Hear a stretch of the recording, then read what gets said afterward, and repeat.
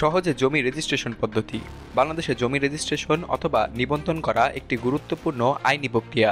এটি শুধু জমির মালিকানা হস্তান্তরকে বৈধ করে না, বরং ভবিষ্যতে জমি নিয়ে কোনো আইনি জটিলতা অথবা বিরোধ এড়াতেও সাহায্য করে। জমি কেনাবেচার ক্ষেত্রে রেজিস্ট্রেশন বাধ্যতামূলক। আজকের এই প্রতিবেদনে আমরা জানব জমি রেজিস্ট্রেশনের নিয়মাবলী। প্রথমে রয়েছে জমির খতিয়ান এবং নামজারি যাচাই। জমি রেজিস্ট্রেশনের আগে অবশ্যই জমির মালিকানা এবং খতিয়ান যাচাই করতে হবে। এজন্য জমির সিএস, এসএ, আরএস, বিএস অথবা সর্বশেষ হাল খতিয়ানের কপি সংগ্রহ করে তা যাচাই করা জরুরি। আপনি চাইলে অনলাইনেও www.land.gov.bd অথবা www.dlrs.gov.bd থেকে খতিয়ান দেখতে পারেন। যদি জমির নামজারি এখনও করা না হয়, তাহলে প্রথমে নামজারি সম্পন্ন করতে হবে, কারণ নামজারির মাধ্যমেই সরকারিভাবে মালিকানা নির্ধারিত হয়। এরপরে রয়েছে দলিল তৈরি করা। জমি রেজিস্ট্রেশনের জন্য ক্রয় অথবা হস্তান্তর চুক্তিনামা তৈরি করতে হবে, যাকে দলিল বলা হয়।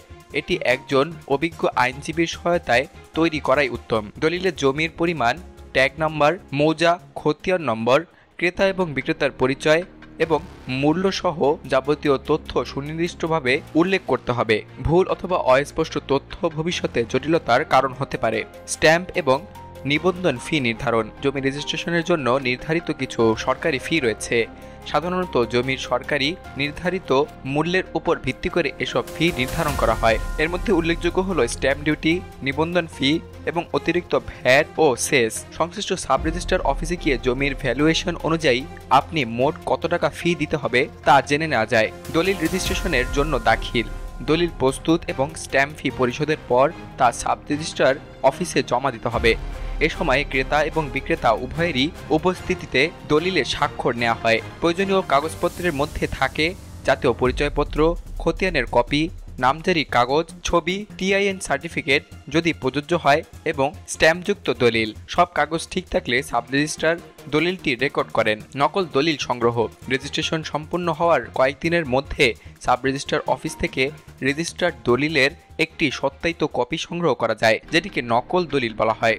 এটি জমির বৈধ মালিকানা প্রমাণের জন্য গুরুত্বপূর্ণ দলিল হিসেবে ভবিষ্যতে ব্যবহার করা হয়। অনেক সময় এটি ব্যাংক লোন, জমির ভাগ বাটোয়ারা অথবা আদালতে প্রমাণ হিসাবে ব্যবহৃত হয়ে থাকে। নামজারির জন্য আবেদন। রেজিস্ট্রেশন শেষ হওয়ার পরপরই নতুন মালিকানার নামে নামজারি অর্থাৎ মিউটেশন করতে হবে। এটি ইউনিয়ন ভূমি অফিস, উপজেলা ভূমি অফিস অথবা অনলাইনে www.land.gov.bd এর মাধ্যমে করা যায়। নামজারি সম্পন্ন হলে সরকারি খতিয়ানে মালিকানা হালনাগাদ হয় এবং জমির হোল্ডিং নম্বর ক্রেতার নামে রেকর্ড করা হয়। খাজনা প্রদান এবং খতিয়ান হালনাগাদ। নামজারির পরে প্রতি বছর নিয়মিতভাবে ভূমি উন্নয়ন কর অথবা খাজনা পরিশোধ করতে হয়।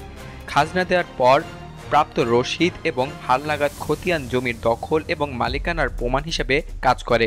বর্তমানে অনলাইনে খতিয়ান এবং খাজনার রসিদ সংগ্রহ করার সুযোগ রয়েছে, যা জমির স্বচ্ছ ব্যবহার নিশ্চিত করে।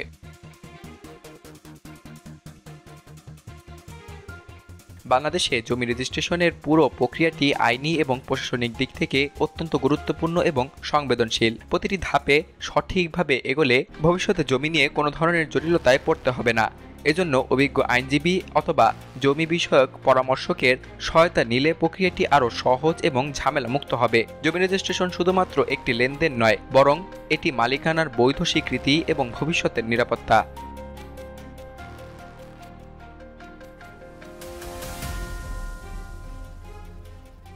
সকল প্রকার খবর জানতে এখনই সাবস্ক্রাইব করে রাখুন আমাদের চ্যানেল বাংলাদেশ কণ্ঠে।